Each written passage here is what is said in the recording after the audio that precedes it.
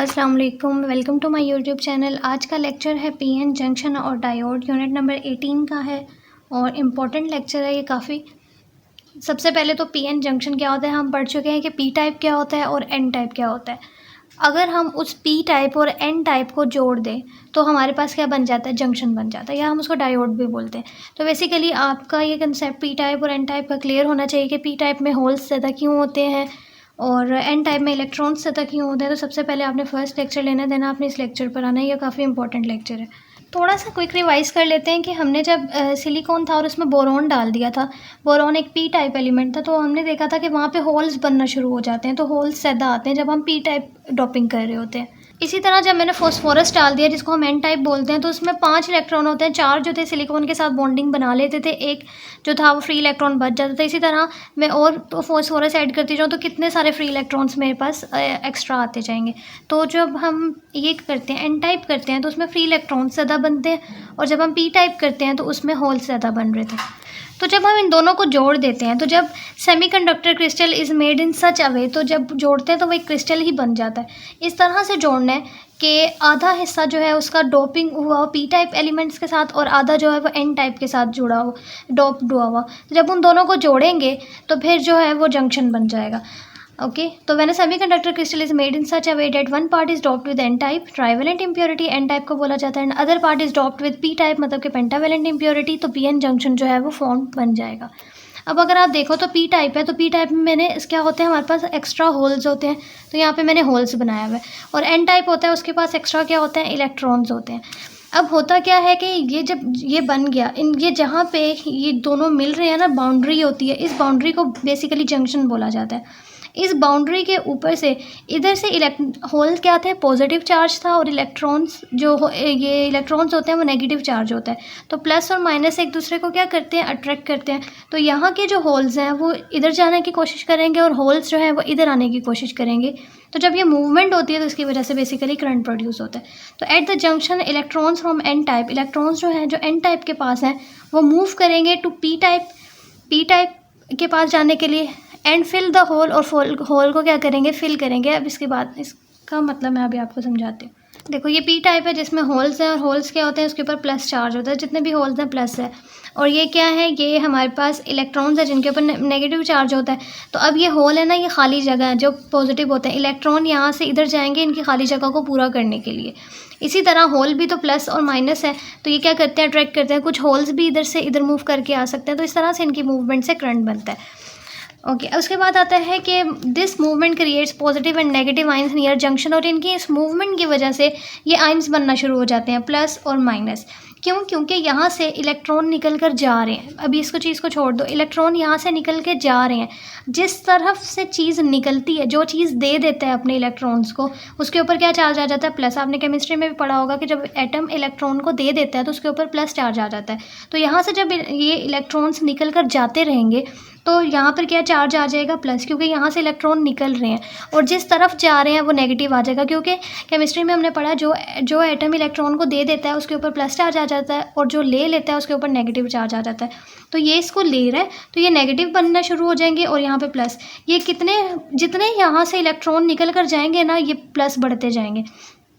Basically जितने ज़्यादा निकलेंगे उतने प्लस होंगे, और जितने ज़्यादा यहाँ पर आते जाएंगे वहाँ पर नेगेटिव बनता जाएगा। तो आप देखो कि ये प्लस माइनस साइन और बढ़ता जाएगा, तो ये एक ना दरमियान में जगह बनना शुरू हो जाती है। ये और बढ़ती जाएगी ना, क्योंकि जितने इलेक्ट्रॉन यहाँ से निकल के इधर जाते रहेंगे तो ये जगह बढ़ती जाएगी।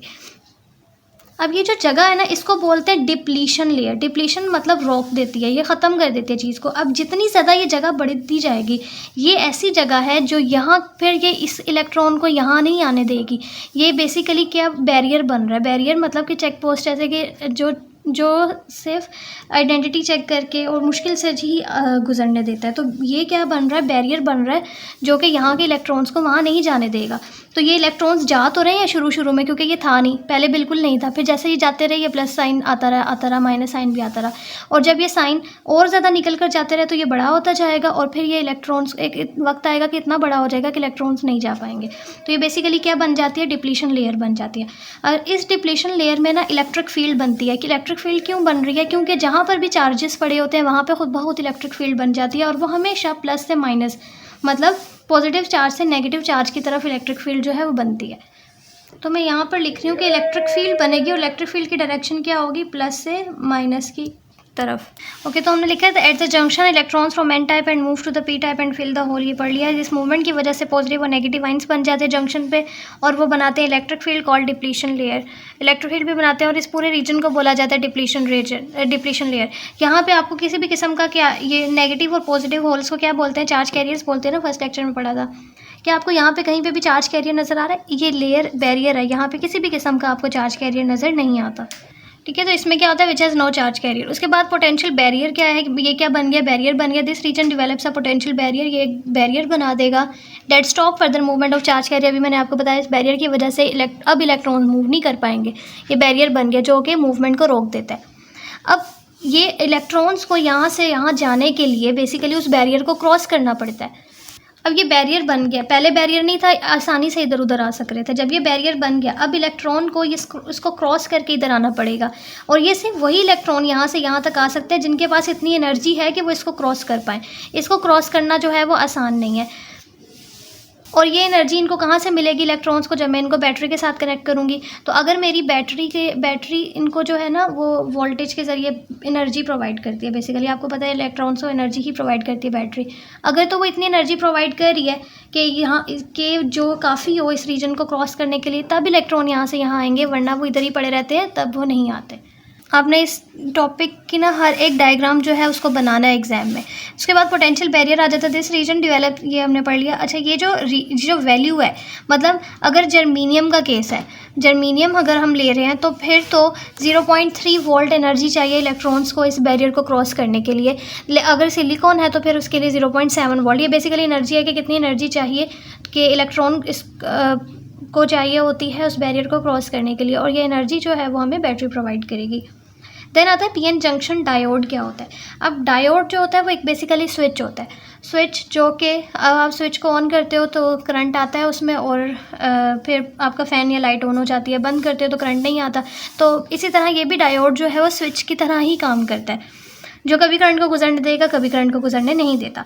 अब क्या करता है, it allow current flow in only one direction. ये सिर्फ करंट को एक ही डायरेक्शन में फ़्लो करने देता है, दूसरी डायरेक्शन में करंट को नहीं करने देता। इसका भी अभी हमें मतलब समझ आ जाएगा। बेसिकली डायोड होता क्या है, इसको इस तरह से बनाते हैं, ये है और ये। अब हमने पढ़ा हुआ है पी टाइप और एन टाइप। इसमें से ये जो चीज़ होती है, ये जो आपको ट्रायंगल की शेप में नज़र आ रही है, ये पी टाइप है, और ये जो ऐसे लाइन नज़र आ रही है इसको एन बोलते हैं। तो देखो दोनों जुड़े हुए हैं ना, तो इसको क्या बोलते हैं, पी एन जंक्शन डायोड। इसको हम रेक्टिफायर के तौर पे यूज़ करते हैं। रेक्टिफायर का मतलब क्या होता है, जो करंट को सिर्फ एक ही डायरेक्शन में फ़्लो करने देता है। ये मैं जस्ट आपको एग्जांपल करवा रही हूँ इसके रेक्टिफायर का मतलब समझाने के लिए, ये करनी नहीं है। हमारे पास ये क्या है, एसी करंट है। एसी में आपको पता है प्लस पे भी डायरेक्शन होती है, माइनस में भी। अब ये रेक्टिफायर क्या करता है, मतलब मेरे पास इस करंट की दो डायरेक्शन है। अब डायोड जो है वो रेक्टिफायर की तरह काम क्या करता है कि वो करंट को सिर्फ एक डायरेक्शन में जाने देगा। मतलब जैसे ही पॉजिटिव वाला आएगा वो करंट को जाने देगा, नेगेटिव वाला आएगा वो करंट को ब्लॉक कर देगा, कुछ नहीं मिलेगा। दोबारा से दोबारा पॉजिटिव ऐसे चलता रहता है। पॉजिटिव वाला आएगा तो दोबारा करंट जाने देगा, नेगेटिव वाले को ब्लॉक कर देगा। तो हमें करंट जो है वो एक ही डायरेक्शन में प्रोवाइड करता है। ये डायोड की जो है वो कैरेक्टरिस्टिक्स है। तो इसीलिए इसको क्या कहते हैं कि इसकी रेक्टिफायर मतलब करंट को सिर्फ एक ही डायरेक्शन में फ़्लो करवाता है। अब इसमें जो वर्टिकल लाइन है ये वाली, ये आपको एन टाइप शो करवा रही है, और जो एरो हेड है ये आपको पी टाइप ये शो करवा रहा है कि ये पी टाइप है। ठीक है, तो ये हमारा प्रॉपर जो है हो गया डायोड का स्ट्रक्चर आ गया। ये जो दरमियान में ये येलो सा कलर आपको ऑरेंज सा नज़र आ रहा है, ये बेसिकली जो डिप्लीशन रीजन है ये वो है। अब कैरेक्टरिस्टिक्स ऑफ डायोड क्या है, अंडर बाइसिंग। बाइसिंग का मतलब ये होता है कि जब आप डायोड को किसी भी वोल्टेज के साथ कनेक्ट कर देते हो तो वो बाइस हो जाता है, मतलब बाइसिंग कर दिया हमने। तो व्हेन वोल्टेज, सॉरी यहाँ पे डायोड आएगा, when diode is connected to voltage source it is said to be biased. तो मतलब वो क्या हो गया, बाइस्ड हो गया। Diode allows current in only one direction. हमें पता है कि डायोड है वो सिर्फ एक ही डायरेक्शन में करंट को फ्लो करने देता है, दूसरी में नहीं करने देता। ये भी हमने पढ़ा है। मतलब क्या है इस चीज़ का, जब भी ये फॉरवर्ड बाइस पे होगा तो ये करंट को फ्लो करने देगा, रिवर्स बाइस होगा तो ये करंट को फ्लो करने नहीं देता। जब करंट को फ्लो करने दे रहा है तो हम कहते हैं कि ये परफेक्ट कंडक्टर है इस डायरेक्शन में, और जब ये करंट को फ्लो करने नहीं दे रहा तो हम कह रहे हैं कि इंसुलेटर है ये उस डायरेक्शन। मतलब रिवर्स बाइस में ये इंसुलेटर हो जाता है और फॉरवर्ड बाइस में ये कंडक्टर की तरह काम करता है। अब बाइसिंग क्या होती है, देखो मैं डायोड को इस तरह भी बना सकती हूँ, मेरी मर्ज़ी में उसको जिस तरह मर्ज़ी बनाऊँ। मैंने इस तरह भी बना लिया। मैं इस डायोड को जब बैटरी के साथ कनेक्ट कर देती हूँ तो मैंने इसको क्या कर दिया, बाइस कर दिया। मतलब मैंने प्लस के साथ कनेक्ट कर दिया, मैंने माइनस के साथ कनेक्ट कर दिया। अब अगर मैं इसको इस तरह से कनेक्ट कर देती हूँ कि ये मैंने यहाँ प्लस लिखा है, मैं यहाँ माइनस लिख दूँ और यहाँ पे प्लस लिख दूँ, ठीक है। तो जैसे मतलब मैंने अपनी पोलैरिटी को क्या कर दिया, चेंज कर दिया। पोलैरिटी को चेंज करने से क्या होता है कि ये जो है वो पी टाइप है और ये क्या है, एन। पी टाइप जो होता है उसमें होल्स होता है, मतलब ये प्लस है और ये क्या है, माइनस। जब मैंने अपने पी टाइप को कनेक्ट किया है किसके साथ, पॉजिटिव टर्मिनल ऑफ बैटरी के साथ, और अपने एन टाइप ऑफ डायोड को नेगेटिव टर्मिनल के साथ कनेक्ट किया, इसको बोलते हैं फॉरवर्ड बाइस। बाइस तो हमने इसलिए बोला क्योंकि डायोड को हमने वोल्टेज के साथ लगा दिया। फॉरवर्ड इसलिए क्योंकि हमने पी को पी के साथ कनेक्ट किया, एन पी को पॉजिटिव के साथ कनेक्ट किया, और एन टाइप जो है डायोड का उसको नेगेटिव टर्मिनल के साथ कनेक्ट किया। फिर इसी तरह मैं अगर इस पी टाइप को नेगेटिव टर्मिनल के साथ जोड़ दूं और एन टाइप को मैं पॉजिटिव टर्मिनल के साथ जोड़ दूं तो वो क्या हो जाता है, इसको हम बोलते हैं रिवर्स बाइस। अब हमें समझ आ गया कि फॉरवर्ड बाइस क्या होती है और रिवर्स बाइस क्या होती है। अब डायोड जो है ना वो जब वो फॉरवर्ड बाइस में होता है तो वो करंट को गुजरने देगा, तो इसमें से करंट पास करता है। करंट क्या करता है, करंट इसमें से पास करेगा। अगर करंट पास करता है तो ये किसकी तरह काम कर रहा है, कंडक्टर की तरह काम कर रहा है। फिर ये जब रिवर्स बाइस में आ गया तो रिवर्स बाइस में, और जब ये रिवर्स बाइस में है तो फिर ये करंट को पास नहीं करने देगा, तो इसमें से करंट नहीं गुजरेगा। तो जब करंट नहीं गुजरता ये इंसुलेटर की तरह काम करता है। और हाँ, और एक चीज़ कि मैं इस डायग्राम को इस तरह भी बना सकती हूँ कि मैंने अपना ये P बना लिया, ये N बना लिया, इस P को मैंने पॉजिटिव के साथ कनेक्ट कर दिया और इस N को नेगेटिव के साथ कनेक्ट कर दिया। ये भी PN जंक्शन डायोड है।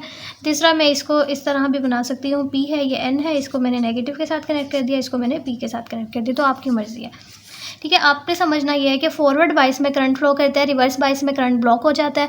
डायोड जो है वो एक्ट करता है परफेक्ट कंडक्टर एक डायरेक्शन में और दूसरी ही मतलब इंसुलेटर के तौर पे दूसरी डायरेक्शन में एक्ट करता है, मतलब वो दोनों की तरह काम करता है। फिर टाइप ऑफ बाइसिंग ये होती है, एक हमारे पास होती है फॉरवर्ड बाइसिंग। फॉरवर्ड बाइसिंग क्या होती है कि जब आपके पास पॉजिटिव टर्मिनल जो होता है बैटरी का वो पी की टाइप के साथ कनेक्ट और नेगेटिव एन टाइप जो है वो नेगेटिव टर्मिनल और बैटरी के साथ कनेक्ट हो जाए, जैसे आप इसमें देख सकते हो। तो ये फॉरवर्ड बाइसिंग होती है। अगर आप यहाँ पे देखो तो P में मेरे पास क्या थे, होल्स थे। होल्स मतलब प्लस चार्ज, इसके ऊपर प्लस चार्ज होता है। यहाँ पे मेरे पास नेगेटिव होते हैं। अब होता क्या है, ये देखो, ये बैटरी जो है इसके ऊपर क्या है, नेगेटिव साइन है, और इधर जो है कनेक्टेड है वो पॉजिटिव टर्मिनल है। तो ये इसको क्या करेगा, ये क्या यहाँ आ सकते हैं, नहीं, ये इसको क्या कर, रिपेल कर रहा है। ये रिपेल करके उस तरफ भेज रहा है और ये इस वाले को रिपेल करके कहाँ भेज रहे हैं, इस तरफ। इसीलिए फिर ये क्या करते हैं, कुछ होल्स इधर आ जाते हैं, और क्योंकि पॉजिटिव और नेगेटिव अट्रैक्ट करते हैं, और ज़्यादातर तो इलेक्ट्रॉन्स जो हैं यहाँ से निकल कर किधर आना शुरू हो जाते हैं, इस तरफ आना शुरू हो जाते हैं। अब इस तरफ जब वो आते रहेंगे तो हम जब वो इलेक्ट्रॉन्स जो है निकल कर यहाँ पर आ रहे हैं तो इसको हम बोलते हैं कि holes in P region repel from positive terminal. Holes जो हैं आप देखो इस रीजन में होल्स इस बैटरी के पॉजिटिव टर्मिनल से रिपेल हो रहे हैं। इसी तरह इलेक्ट्रॉन्स जो है एन रीजन में वो इस नेगेटिव टर्मिनल से क्या हो रहे हैं, रिपेल हो रहे हैं। तो similarly electron in N type repel from negative terminal of battery, so the hole electron move towards junction. इसीलिए किस तरफ मूव करेंगे, जंक्शन की तरफ मूव करते हैं। डिप्लीशन रीजन बिकम नैरो होना शुरू हो जाता है क्योंकि इलेक्ट्रॉन्स निकल कर इधर जो है वो जाना शुरू हो रहे हैं, और उनको बैटरी जो है वो एनर्जी प्रोवाइड कर रही है कि वो इसको क्रॉस करके इधर जाना शुरू हो जाए। तो अगर बैटरी ना लगी होती फिर इनके लिए मुश्किल था इसको रीजन को क्रॉस करना।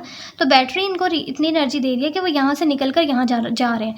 कुछ होल्स भी जा रहे हैं, ऐसा नहीं है कि ये नहीं जा रहे, ज़्यादातर इलेक्ट्रॉन्स जा रहे हैं। होल इस तरफ फ्लो कर रहे हैं, इलेक्ट्रॉन इस तरफ फ्लो कर रहे हैं। तो जब मूवमेंट हो रही है तो दरमियान का रीजन क्या हो रहा है, कम हो रहा है। तो याद रखना है कि फॉरवर्ड बाइसिंग में ये रीजन जो होता है वो कम होना शुरू हो जाता है। करंट फ्लो हो रहा है क्योंकि चार्ज कैरियर्स जो रिकम्बाइन हो रहे हैं वो मिल रहे हैं आपस में, and that current is called forward current, और ये इसको करंट को क्या बोलते हैं, फॉरवर्ड करंट। देन आता है रिवर्स बाइसिंग। अब रिवर्स बाइसिंग क्या होती है, जब आप पी टाइप को कनेक्ट कर देते हो नेगेटिव टर्मिनल ऑफ बैटरी के साथ, और ये मैंने यहाँ पे लिखा पहले, पॉजिटिव टर्मिनल ऑफ बैटरी को एन टाइप के साथ कनेक्ट कर दिया और पी टाइप को नेगेटिव टर्मिनल ऑफ बैटरी के साथ कनेक्ट कर दिया। तो अब क्या होगा, यहाँ से देखो, अब ये इससे कनेक्ट है और ये प्लस से कनेक्ट है। यहाँ पे क्या होते हैं इलेक्ट्रॉन्स, यहाँ पे क्या होते हैं होल्स। अब तो ये एक दूसरे की तरफ अट्रैक्ट हो रहे हैं ना, और ये एक दूसरे की तरफ क्या हो रहे हैं, यहाँ से अट्रैक्ट हो रहे हैं। तो इनको क्या करते हैं, यही आपस में इस तरह से पीछे की तरफ खींच रहे हैं। जब ये पीछे की तरफ जा रहे हैं, अब यहाँ से इलेक्ट्रॉन निकल कर जाते जा रहे हैं, तो ये जगह जो है वो क्या होती जा रही है, बड़ी होती जाएगी। यहाँ से होल्स निकल के जा रहे हैं, यहाँ से इलेक्ट्रॉन निकल के जा रहे हैं, जगह और बड़ी हो जाएगी। तो डिप्लीशन रीजन रिवर्स बाइस में बढ़ता है, ये याद रखनी है। डिप्लीशन रीजन जो है रिवर्स बाइस में इंक्रीज़ करता है, और फॉरवर्ड बाइस में ये क्या करता है, नैरो होता है, डिक्रीज़ करता है। अच्छा, व्हेन यहाँ से देख लिया, holes and electrons move away from the junction. अब वो जंक्शन से क्या जा रहे हैं, दूर जा रहे हैं। तो आप देखो ये बढ़ना शुरू हो जाएगा, क्योंकि ये इस तरफ जा रहे हैं, इस तरफ जा रहे हैं, क्योंकि ये इसको अट्रैक्ट करता है। तो डिप्लीशन रीजन की विड्थ जो है पहले इतनी थी और अब देखो बढ़ रही है, और मैंने एरो से इस तरह शो करवाया कि ये बढ़ रही है। डिप्लीशन रीजन जो है because hole in P and electron in N attract towards the positive and negative, क्योंकि जो होल्स हैं पी के अंदर और एन जो इलेक्ट्रॉन्स हैं एन के अंदर, वो अट्रैक्ट हो रहे हैं इस नेगेटिव और पॉजिटिव टर्मिनल ऑफ बैटरी की वजह से। डिप्लीशन रीजन वाइड्स हो जाएगा, चौड़ा हो जाएगा, एंड ब्लॉक करंट फ्लो, क्योंकि ये सारे जो है वो मूवमेंट इधर से उधर हो रही थी तो करंट बन रहा था। अब मूवमेंट नहीं हो रही तो फिर ये करंट क्या होगा, कम होना शुरू हो जाएगा, तो करंट ब्लॉक हो जाता है किस्म का। इसीलिए हम कहते हैं रिवर्स बाइस में करंट फ्लो नहीं करता। कुछ करंट जो है फ्लो करेगा, क्योंकि यहाँ पे कुछ तो इलेक्ट्रॉन ऐसे होंगे कि उनके पास जो यहाँ करीब करीब है, जो इस जंक्शन के करीब करीब होंगे, जो इसके इस इधर इधर करीब थे ना, वो तो इनको आसानी से खींच लेता है। जो जंक्शन के करीब थे वो जल्दी से इधर फ्लो करना शुरू हो जाते हैं, या ये इधर वाले करीब करीब इधर से इधर आ जाते हैं। तो कुछ आते हैं, ज़्यादातर को बैटरी खींच लेती है, तो जो कुछ होते हैं वो अपनी ज़्यादा एनर्जी होती है उनके पास, उनका यूज़ करके आ जाते हैं, तो कुछ ना कुछ करंट होता है। तो a very small current, few micro Ampere's का, बहुत कम, क्योंकि वो माइनॉरिटी चार्ज कैरियर्स की वजह से आता है, और उसको क्या बोलते हैं, लीकेज और रिवर्स करंट भी बोला जाता है। माइनॉरिटी चार्ज कैरियर में आपको इस कंसेप्ट की तरफ लेकर नहीं जाना चाह रही थी, लेकिन वो ये है कि इसमें सारे के सारे इलेक्ट्रॉन्स नहीं होते, कुछ ना कुछ एक दो होल भी होता है। इसी तरह ये अगर सारे होल हैं तो इसमें एक दो इलेक्ट्रॉन भी होते हैं, तो उनकी माइनॉरिटी की वजह से उनको कहते हैं माइनॉरिटी, बहुत कम होते हैं, तो उनकी वजह से बेसिकली ये मूवमेंट की वजह से करंट बन जाता है, वरना ओवरऑल करंट नहीं बनता। अब ये बहुत इंपॉर्टेंट है, IV करेक्टरिस्टिक्स और डायोड। बेसिकली अब यहाँ पर क्या हुआ कि जैसे ही करंट, जब फॉरवर्ड बाइस था, फॉरवर्ड बाइस में हमारे पास पहले क्या था, डिप्लीशन रीजन बना हुआ था। डिप्लीशन रीजन आप देख सकते हो कि ये डिप्लीशन रीजन बना हुआ, मतलब इलेक्ट्रॉन्स इसको क्रॉस करके यहाँ नहीं आ पा रहे। ये चीज़, ये जब यहाँ पे शुरू में तो जब ये नहीं था, तो फिर इलेक्ट्रॉन्स इजीली आके जब इलेक्ट्रॉन ज़्यादा आना शुरू हो जाए तो ये प्लस बनने लग गए, यहाँ माइनस बनने लगे, डिप्लीशन रीजन बन गया। अब अगर मैं बैटरी के साथ कनेक्ट नहीं करूँगी तो इलेक्ट्रॉन्स के पास इतनी एनर्जी नहीं है कि वो इस डिप्लीशन लेयर को क्रॉस करके इधर तक आ सकें, ठीक। तो उस वक्त जो है वो करंट जो है कम है। जब बैटरी, मतलब मैं अब बैटरी के साथ मैंने कनेक्ट कर भी दिया, तो मैंने थोड़ा सा करंट दिया, 0.11 वोल्ट दिया, 2 वोल्ट दिया, 3 वोल्ट दिया, तो कुछ के पास एनर्जी है कि वो इसको क्रॉस करके यहाँ आ रहे हैं, लेकिन ज़्यादातर के पास एनर्जी नहीं है। बेसिकली उनको इतनी एनर्जी चाहिए कि वो इस रीजन को क्रॉस कर सकें। तो मैंने थोड़ी सी एनर्जी दी तो उन्होंने क्रॉस नहीं किया, लेकिन कुछ थे जिन्होंने क्रॉस किया, तो थोड़ा सा करंट मिल रहा है। आप देखो यहाँ पे करंट है, अब मैंने करंट यहाँ से वोल्टेज को बढ़ाना है, मैंने वोल्टेज को थोड़ा सा बढ़ाया, थोड़ा और बढ़ाया और बढ़ाया और बढ़ाया, तो करंट जो है मुझे मिल ही नहीं रहा, बहुत कम मिल रहा है, क्योंकि वो उसको कुछ इलेक्ट्रॉन्स क्रॉस कर पा रहे हैं, कुछ नहीं कर पा रहे। अब मैंने आपको बताया कि 0.7 वोल्ट होता है सिलिकॉन के लिए। जैसे ही मैं 0.7 वोल्टेज दूंगी तो सारे बहुत से इलेक्ट्रॉन्स जो है उस जंक्शन को क्रॉस कर देंगे, क्योंकि इतनी ही एनर्जी उनको चाहिए थी जंक्शन को क्रॉस करने के लिए। एकदम से करंट देखो आपको इंक्रीज़ होता नज़र आया। इसलिए अगर मैं जर्मीनियम यूज़ करी तो 0.3 वोल्ट चाहिए होता है। ये वोल्टेज जिस पे एकदम से इलेक्ट्रॉन जो होते हैं वो क्रॉस करके करंट को बनाते हैं, उसको बोलते हैं नी वोल्टेज। और ये सारा रीजन क्या है, फॉरवर्ड बाइस का है, क्योंकि इसमें करंट भी पॉजिटिव है, वोल्टेज भी पॉजिटिव है। रिवर्स बाइस में हम इसको नेगेटिव कर देते हैं। अब रिवर्स बाइस में क्या होगा, अच्छा पहले फॉरवर्ड वाइज देख लेते हैं। Voltage and current are positive below knee voltage, current is almost zero. जब तक मैं नी वोल्टेज से कम वोल्टेज दे रही थी, थोड़ा थोड़ा सा दे रही थी, 0.7 से कम दे रही थी, तो हाँ ये हर एक ना एटम के लिए अलग होता है, तो उसका हर एक का कोई ना कोई नी वोल्टेज या डायोड वोल्टेज भी बोलते हैं, ये होता है। तो अगर तो मैं उससे कम दे रही हूँ तो करंट ऑलमोस्ट ज़ीरो ही है, लेकिन जैसे ही डायोड वोल्टेज आएगा तो कंडक्शन स्टार्ट हो जाती है, इलेक्ट्रॉन फ्लो करना शुरू हो जाते हैं, तो करंट एकदम से इंक्रीज़ करते हैं आफ्टर VD के बाद। और ये जो डायोड वोल्टेज है 0.3 होता है जर्मीनियम के लिए और 0.7 होता है सिलिकॉन के लिए। अच्छा रिवर्स बाइस में हमने डायोड को क्या कर दिया, उल्टा कर दिया, तो अब करंट फ्लो नहीं करता ना, तो डायोड जो होता है वो बंद रहता है ऑलमोस्ट, जैसे हम कहते हैं इंसुलेटर की तरह काम करता है। बहुत हल्का सा लीकेज करंट जो है वो माइनॉरिटी चार्ज कैरियर्स की वजह से होता है, लेकिन हम उसको इग्नोर कर देते हैं। अच्छा, तो आपको यहाँ पे भी करंट जो है वो ऑलमोस्ट ज़ीरो नज़र आ रहा होगा। जब हमने इसको लगाया है रिवर्स बाइस में तो करंट ऑलमोस्ट क्या है, ज़ीरो के आसपास है। इसके बाद एकदम से थोड़ा सा हल्का थोड़ा थोड़ा तो करंट है ना, ज़ीरो बिल्कुल भी नहीं है, क्योंकि माइनॉरिटी की वजह से कुछ करंट है जिसको हम लीकेज करंट बोलते हैं। अब यहाँ पे क्या होगा कि अगर आप रिवर्स वोल्टेज को बहुत ज़्यादा देखो, मैंने वोल्टेज को बढ़ा रही हूँ मैं इधर। अब मैंने एक आया कि मैंने बहुत ज़्यादा वोल्टेज को बढ़ा दिया, तो अब इस पॉइंट पे क्या होगा कि एकदम से ब्रेक डाउन होगा। इस पॉइंट के बाद करंट आपको एकदम से ज़्यादा होता नज़र आ रहा है, क्योंकि इसको कहते हैं ब्रेक डाउन वोल्टेज। अच्छा, अब ये होता कैसे है कि ये स्पेशल डायोड जैसे जीनर डायोड्स होते हैं ना, उनमें होता है। देखो क्या हुआ कि अभी हमने पढ़ा कि ये इनको अपनी तरफ खींच रही है। जैसे ही मैं वोल्टेज को और बढ़ाती जाऊँगी, वोल्टेज को और बढ़ाने का मतलब है इसको और प्लस करते रहना, इसको मजबूत करते रहना। पहले 12 वोल्ट दे दो, पहले 0 1 2 3 थोड़ा थोड़ा सा वोल्टेज बढ़ाया, अब मैं और वोल्टेज को बढ़ा रही हूँ, मतलब मैं बहुत एक्सट्रीम ताकत आ रही है इसके पास। तो इनके पास इतनी नहीं है, ये उसको और ताकत से खींच रहे हैं। तो ये जो डिप्लीशन रीजन एकदम से और बड़ा होता जा रहा था, वो कितना होगा कि एकदम से फट जाएगा, और इतना ज़्यादा फटेगा कि करंट एकदम से इंक्रीज़ कर जाता है इस पॉइंट पे, ब्रेक डाउन वोल्टेज। तो इसलिए इसको बोलते हैं ब्रेक डाउन वोल्टेज। और इसमें तो सिंपल था, इसमें क्या था कि इलेक्ट्रॉन्स को बेसिकली इस इधर तक जाने के लिए ये एक गेट की तरह काम कर रहा है कि इस गेट को मुझे क्रॉस करने के लिए, इस दीवार को ये एक दीवार है, उसको क्रॉस करने के लिए मुझे इतनी एनर्जी अगर मेरे पास होगी तो मैं जाऊँगी। तो मैं इधर अपनी एनर्जी बढ़ा रही थी।